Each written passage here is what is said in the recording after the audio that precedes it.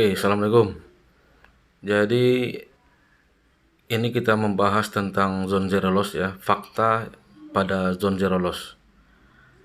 Ini out USD ya. Tadi saya ada membagikan signalnya dan ternyata floating ya. Tadi entry-nya di sini.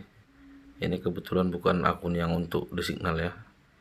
Di sini itu alasannya di samping breakout juga karena ini. Di sini tadi stochastic crossing juga ya. Dan ternyata harga masih turun terus hingga melewati ini mid BB ya. Dan sekarang apabila candle yang sekarang ini, candle H4 ini, candle bullish ini, maka crossing yang kedua kali pada stochastic oscillator ya. Ini.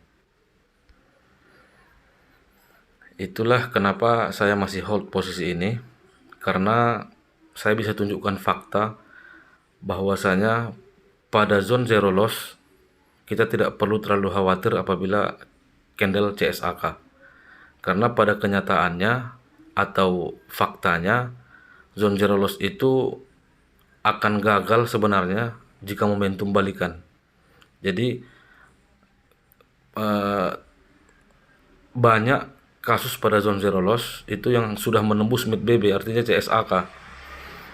Dan kalau kita tidak tahu ilmunya, tidak tahu belum pernah punya penelitian khusus tentang zone zero loss, maka Anda beruntung mendapatkan informasi ini. Saya akan tunjukkan kepada Anda satu penelitian saya tentang zone zero loss ya. Oke, mungkin di pair ini saja. Out USD kan beberapa hari yang lalu juga zone zero loss sell ya. Ini yang pertama, kasus pertama ya. Kita ambil dari 5 kasus. Kasus pertama, kondisi zone zero loss.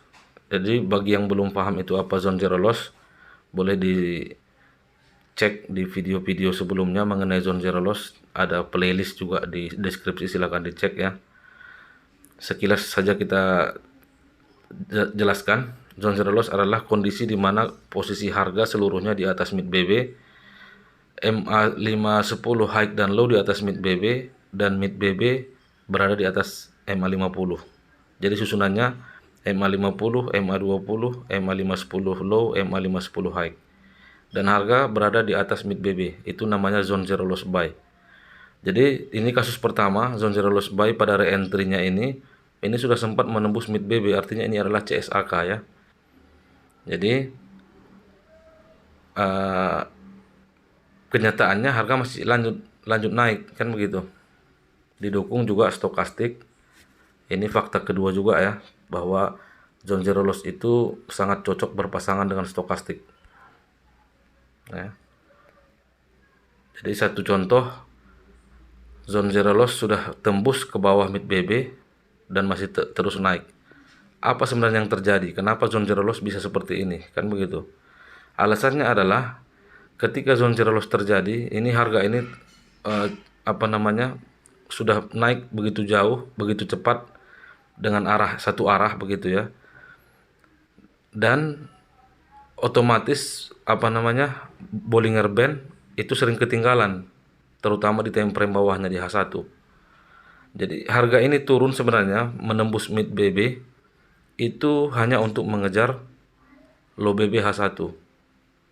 Kita pastikan ya di H1. Ini dia. Jadi dia mengejar low BB H1 walaupun tidak ekstrim, tapi dia mengejar low BB H1 sebagai pantulan untuk naik lagi. Nah, jadi sama kasusnya seperti yang saat ini. Di sini bisa juga dia turunnya tadi CSAK itu mengejar low BB H1 di sini. Ya, makanya Kalau kita punya posisi floating pada zone zero loss, tidak usah terlalu khawatir ya. Walaupun memang nanti bisa juga berpeluang SL, tapi tidak sekhawatir saat floating yang melawan tren ya. Oke, itu contoh satu ya. Ini contoh satu bagaimana walaupun CSAK zone zero loss masih tetap valid, karena dia mengejar low BB di H1 untuk pantulan naik lagi ya, dan didukung stokastik juga di bawah. Oke, cari contoh yang kedua, yang zone zero loss sempat menembus mid BB ya. Nah, ini zone zero loss juga, sell, zone zero loss sell yang sempat menembus mid BB. Kita pastikan, kita cek dulu apakah betul memang dia mengejar low BB di H1 ya, atau BB karena dia zone zero loss sell ya.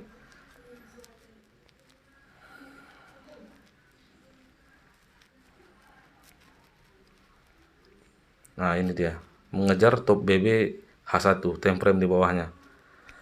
Sudah dua contoh kasus ya. Ini yang pertama, ini yang kedua, yang ketiga ini juga menembus. Ini belum sempat menembus mid BB, tapi sudah menembus MA high, yang kebanyakan orang mengartikan ini re-entry-nya sudah gagal, tapi masih lanjut turun ya. Yang menembus mid BB aja kita lihat dulu. Ini hampir menembus ya. Ini tidak menembus ya. Nah, ini kita cek di H1.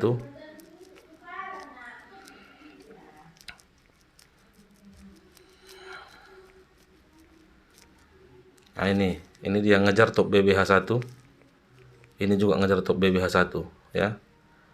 Jadi ini sudah tiga contoh ya, tiga contoh zone zero loss yang katakanlah menembus MA low jika zone zero loss buy, bahkan menembus mid BB dan masih valid. Ini zone zero loss sell menembus mid BB, artinya dia CSAK buy dan masih valid juga turun. Ini juga contoh, jadi sudah ada 4 ya. Semuanya mengejar top BB di H1. Ini dia. Jadi itulah fakta pada zone zero loss yang sering terjadi. Artinya kalau dia ada dari 10 kasus misalnya ya, ada 7 atau 8 saja yang kondisi ini terjadi berulang-ulang, maka ini sudah bisa kita jadikan sebagai patokan untuk trading kita di masa yang akan datang. Walaupun tidak 100% ya, karena memang tidak ada yang 100%, tapi sifat yang seperti ini berarti jika kita menemukan yang seperti ini, tidak usah terlalu buru-buru mau cut loss gitu ya. Jika punya posisi buy dan ternyata CSAK, tidak usah terlalu buru-buru, karena kita bisa lihat apalagi kondisi stokastik juga sudah mendekati overbought di area 20 ya. Dan fakta yang kedua tentang zone zero loss tadi yang saya sampaikan adalah zone zero loss ini sangat cocok berpasangan dengan stokastik ya. Ini contoh satu. Contoh yang ini tadi, ini juga biasanya stokastiknya mendukung juga. Ini mendukung posisi ini, stokastiknya ya. Kemudian yang ini juga stokastiknya crossing juga. Yang ini juga.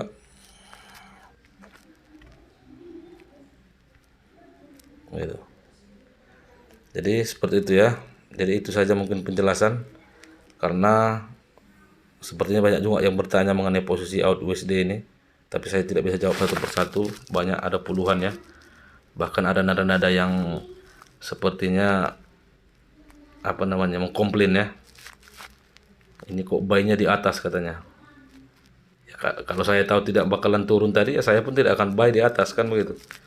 Tapi yang penting setiap posisi ada SL-nya, itu saja ya. Ya, karena kita memang tidak akan pernah benar 100%, dan kondisi yang terjadi pada saat ini out USD saya tetap hold, dan ini sebagai penjelasan bagi teman-teman semua ya. Penjelasan berdasarkan fakta fakta memang ini sudah terjadi di beberapa kasus sebelumnya juga, dan memang selalu seperti itu zone zero loss. Boleh buktikan sendiri ya. Banyak zone zero loss yang sudah menembus mid BB tapi masih valid, bahkan menembus MA50 pun masih valid. Karena namanya zone zero loss itu memang kondisi trennya sudah terbentuk sempurna ya. Jadi tidak usah khawatir kalau plotting pada posisi yang zone zero loss. Yang perlu dikhawatirkan adalah plotting pada posisi yang melawan tren ya. Ini kita ngikut tren. Kalau mau lihat dari time frame besar pun monthly ini sedang re-entry buy. Jadi saat ini weekly-nya sudah re-entry CSAK beberapa hari yang lalu ya, beberapa waktu yang lalu. Ini CSAK dan ini re-entry-nya, dan ini re-entry yang valid. Ini sudah tembus lagi balik ke atas, dan saat ini daily juga sudah CSAK. Paling dia akan turun untuk re-entry CSAK, lebih memvalidkan lagi ke sini. Nah, makanya tadi saya update bagi yang mungkin yang masih memungkinkan untuk marginnya bisa pindahkan SL-nya dan bisa pasang limit satu lagi di area H4 sini, di area MA50 H4 untuk re-entry CSAK buy D1. Oke, itu saja mungkin sebagai penjelasan berdasarkan kasus yang terjadi pada saat ini ya. Jadi kita bagi Anda yang memang betul ingin belajar BBMA, ini adalah tempat yang tepat bagi Anda, karena kita akan belajar up to date ya, tergantung kasus per kasus. Jika ada kasus signal kita yang gagal, akan kita bahas di mana gagalnya. Jika ada yang benar, di mana benarnya, begitu ya. Sehingga kita belajar sambil melakukan, learning by doing ya. Oke, terima kasih, semoga bermanfaat. Assalamualaikum warahmatullahi wabarakatuh.